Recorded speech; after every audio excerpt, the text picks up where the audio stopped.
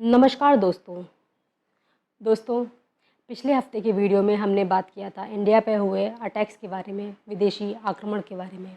उसमें हमने जाना था कि इंडिया पे पहला सक्सेसफुल जो विदेशी आक्रमण था वो हक्कमनी एम्पायर के दारियुस फर्स्ट के टाइम पे हुआ था।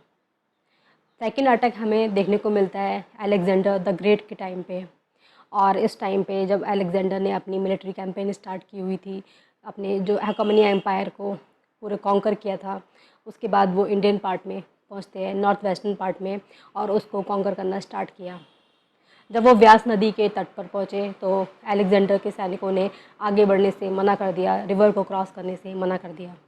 इसकी वजह से अलेक्जेंडर को अपनी कैंपेन बीच में छोड़नी पड़ी, वापस जाना पड़ा, और वापस जाते हुए उनकी मृत्यु हो गई थी। इंडिया के ये वेस्टर्न पार्ट में हो रहा था। अगर इंडिया के नेक्स्ट ईस्टर्न पार्ट में देखेंगे तो वहाँ पे भी एक बहुत बड़ी घटना हुई थी। नंद एम्पायर वहाँ पे रूल करता था, और यहाँ पे नंद एम्पायर का एंड हो जाता है। उसी टाइम पीरियड में मौर्यन एम्पायर की स्थापना होती है। यही आज का हमारा टॉपिक है, मौर्यन एम्पायर। मौर्य एम्पायर की स्थापना चंद्रगुप्त मौर्य ने 322 बिफोर क्राइस्ट की थी, अराउंड इस टाइम पे।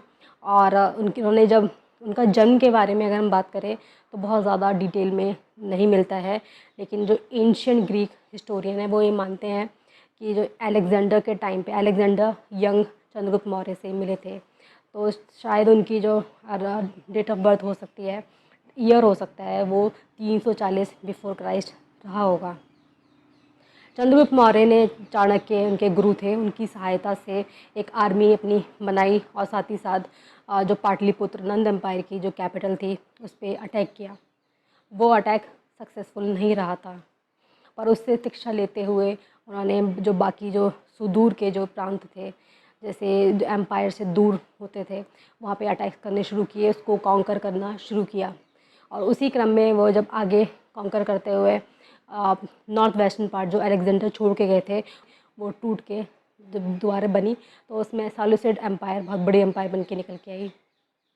उस एम्पायर के कुछ रीज़न यहाँ चंद्रगुप्त मौर्य ने कॉन्कर करने शुरू किए, जिसकी वजह से सैलूसिड वन फर्स्ट जो थे उन्होंने चंद्रगुप्त मौर्य के साथ उन अपनी बेटी की शादी करके मैरिज अलायंसेस की, और उन्हें कंधार मकरान जो कि पाकिस्तान के बलूचिस्तान का पार्ट है, काबुल, ये सारे रीज़न उनको दहेज में दिए गए चंद्रगुप्त मौर्य को।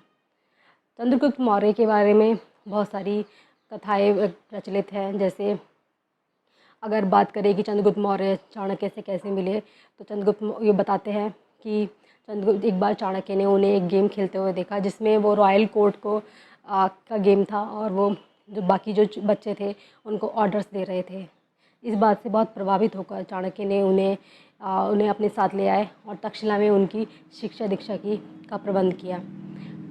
इनकी मृत्यु के बारे में बहुत ज़्यादा जानकारी नहीं है, पर जैन एक महावंश जो कि श्रीलंकन लिटरेचर है, उसमें ये जो कि 1200 साल बाद लिखा गया है, उसमें ये बताया गया है कि चंद्रगुप्त मौर्य ने यहाँ पे जो सूखा पड़ा था 12 साल का, उससे उनसे उनको बहुत बुरा लगा। अब वो साउथ इंडिया की तरफ चले गए, साउथ जो कि आज कर्नाटक में है, और वहाँ पे संलग्न विधि जो कि एक जैन मुनि लोग उस विधि से अपने प्राण त्यागते हैं, फास्ट टिल डेथ, तब तक खाना नहीं खाएंगे जब तक उनकी मृत्यु नहीं हो जाती।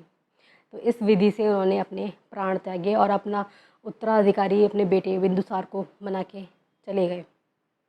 बिंदुसार की अगर बात करें तो उनके बारे में भी बहुत ज़्यादा डिटेल्स नहीं मिलती है। जो भी डिटेल्स में मिलती है वो या तो चंद्रगुप्त मौर्य के बारे में जो हिस्टोरियन ने लिखा हुआ है, या फिर अशोक के टाइम पे जो हिस्टोरियन ने लिखा था उसके अराउंड दिखेंगे तो बिंदुसार के बारे में मिलेगा। जैसे बिंदुसार की अगर माता की बात करें तो उन्हें दुर्धरा उनकी माता मानी जाती है।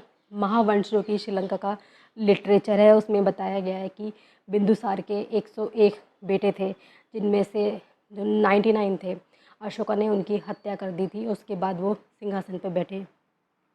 बिंदुसार ने मरने से पहले सुशीम जो उनका फेवरेट उत्तराधिकारी था, बाप बेटा था, उनको उत्तराधिकारी बनाया। पर बाद में उनकी मृत्यु के बाद सुशीम के साथ अशोका का बहुत ज़्यादा पावर स्ट्रगल चला इसके, और 4 साल तक ये चलता रहा। 268 टू 269 बिफोर क्राइस्ट में अशोका का राज्याभिषेक हुआ। अशोका के बारे में जान लेते हैं। अशोका जो कि एक इस पूरे मौर्यन एम्पायर के सबसे ज़्यादा महान शासक माने जाते हैं। उन्होंने बहुत सारे मॉन्यूमेंट्स, बहुत सारे शिलालेख बनवाए, इंस्क्रिप्शन बनवाए, और उसमें एक युद्ध के बारे में वर्णन है, कलिंग का युद्ध। इसमें बताया गया है कि अशोका ने जब कलिंग पे विजय मिली थी उन्हें, जब ये लड़ाई करी थी, तो उसमें बहुत सारे लाखों लोग मारे गए थे और बहुत सारे लोग इंजर्ड हुए। इस चीज़ को जब अशोका ने देखा तो उन्हें बहुत बुरा आघात लगा। डिस्ट्रक्शन को वो उनको समझ नहीं आया कि इतने सारे लोग युद्ध से मारे जाते हैं तो इसका क्या औचित्य है। तो इसकी वजह से उन्होंने बौद्ध धर्म को अपना लिया, और जो उनका पहले विचार था कि एम्पायर को एक्सपेंड करना है, उसको त्यागते हुए एक्सपेंड करने से अपने एम्पायर को रोक दिया। और ये इनका एम्पायर का लास्ट एक्सपेंशन माना जाता है कलिंग के बारे में। एम्पायर को जैसे मैंने बताया कि एक्सपेंड नहीं किया, और लेकिन जो क्योंकि उन्होंने बुद्ध धर्म को अपनाया था तो उसका जो प्रचार प्रसार था वो श्रीलंका और सेंट्रल एशिया तक किया। बहुत सारे मॉन्यूमेंट्स बनवाए, जैसे कि हम बात करेंगे सांची का जो स्तूप है मध्य प्रदेश में, और महाबोधि टेम्पल है बिहार में। इसके अलावा बहुत सारे शिलालेख बनवाए थे, इंस्क्रिप्शन लिखवाए थे। तो ये सारे मॉन्यूमेंट्स मिलते हैं अशोक के टाइम में। एक्सटेंट की अगर बात करें तो इनका जो राज था अशोक के टाइम में सबसे पीक पर था मौर्यन एम्पायर, और ये 55 लाख स्क्वायर किलोमीटर तक फैला हुआ था। अगर हम बात करते हैं तो आज का लगभग पूरा भारत इस एम्पायर में था। सिर्फ अगर केरला, तमिलनाडु और नॉर्थ ईस्ट के स्टेट छोड़ दिए जाएँ तो लगभग सारा भारत इसमें आता था। लगभग पूरा पाकिस्तान, साउथ ईस्टर्न अफ़गानिस्तान, बांग्लादेश, ये सारा पार्ट मौर्यन एम्पायर में आता था। अशोका की जब मृत्यु होती है उसके बाद उनका पोता बनता है, दशरथ नाम था उनका, एम्परर बनते हैं। और अशोका की मृत्यु के कुछ टाइम के बाद ही एम्पायर में आपस में टूटने लगती है, बिखरने लगती है। और अगर हम बात करेंगे लास्ट एम्परर के बारे में, किंग के बारे में, तो हमें बृहदत्त का नाम मिलता है, जो कि इन्होंने 187 से 185 बिफोर क्राइस्ट तक राज किया था। 185 बिफोर क्राइस्ट में इन्हीं के जनरल थे पुष्यमित शुंग ने उनकी हत्या कर दी थी और शुंग एम्पायर की स्थापना की थी, जिस प्लेस पर ये एम्पायर थी। ऐसा माना जाता है, हिस्टोरियन ये मानते हैं कि जब बृहदत्त की हत्या हुई थी तो ये जो किंग एम्पायर थी वो बहुत छोटे पार्ट में, बहुत छोटे रीजन में रह गई थी, पर इसके बारे में बहुत ज़्यादा जानकारी नहीं है। ये तो था टॉपिक के बारे में। अगर ये वीडियो आपको अच्छा लगता है तो इसे लाइक कर सकते हैं, शेयर कर सकते हैं, चैनल को सब्सक्राइब कर सकते हैं। Thank you.